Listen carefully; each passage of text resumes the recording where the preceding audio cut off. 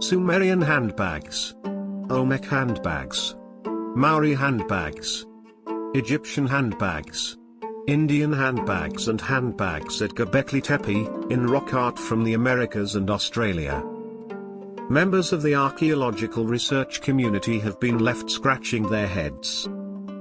Ask a dozen researchers their thoughts on these mysterious ancient handbags, and you may very well receive 12 different theories.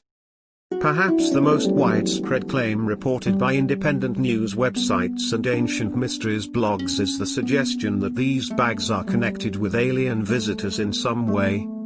It is especially common to see these objects linked to the work of Zecharia Sitchin and his ancient alien Anunnaki visitors theory.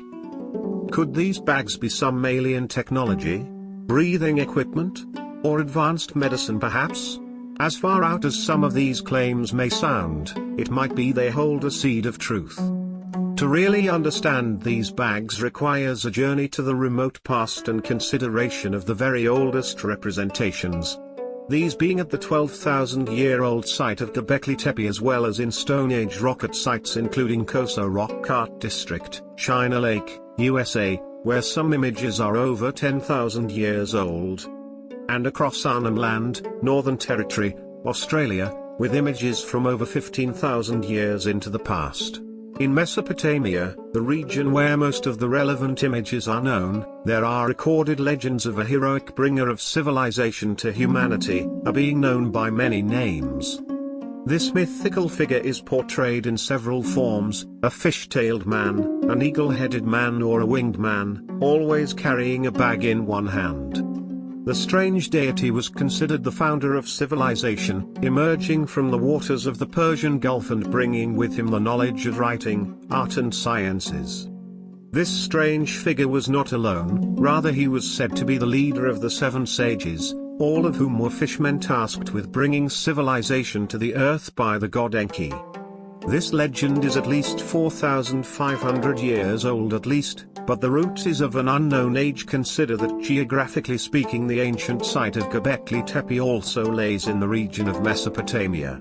Gobekli Tepe is an astonishing megalithic construction project. The site is truly enormous, covering at least 22 acres and incorporating several dozens of, very large, rings of T-shaped megalithic constructions. One of the most well-publicized images from this site is a certain pillar decorated by spectacular engravings, mostly of animal forms. It is on this pillar that we find a row of 3 handbags. Amongst the animals, largely birds, we also find 3 that should be noted here. 2 are serpents and the other a scorpion. In a different area of the site is another important engraving of a female figure in a squatting position, likely giving birth, but with a most peculiar mushroom head. This is interpreted as a representation of the creative earth goddess. Now meet Creation Mother, or Yingana, considered by the Aboriginal people of Arnhem Land to be an incarnation of the Earth Mother energy and an aspect, or immediate relative of, the rainbow serpent.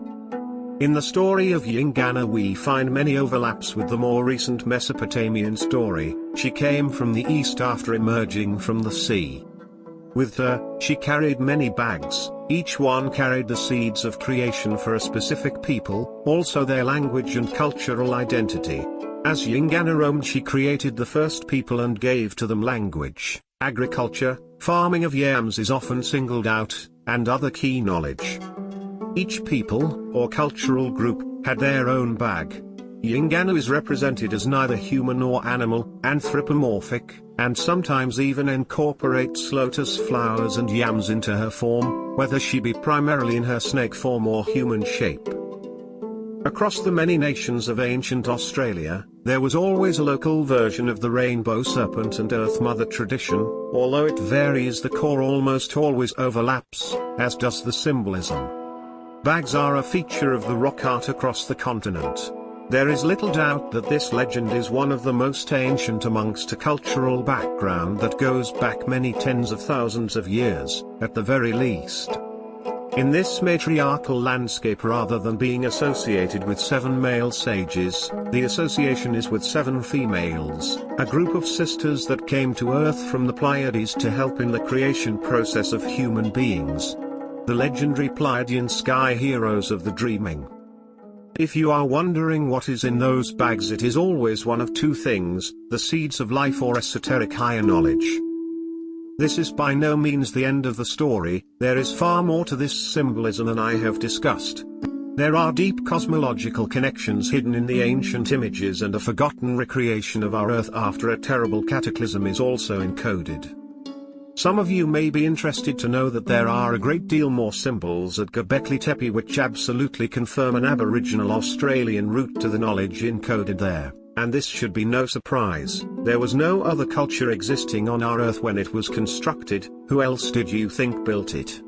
We could certainly explain all this by accidental coincidences, as mainstream scientists usually do when they don't have more solid evidence. However, the further longer list of analogies, where more and more facts are added with every new analytical publication, should lead every reasonable person to a newly emerging hypothesis of a single correlation between everything, the knowledge of immortality of the human soul, which today we have the honor of having in our hands. Or, could these bags represent seeds that were preserved on board the Ark in some sort of vault? Maybe they were distributed across the world as we repopulated the globe after the Great Flood. So what do you think?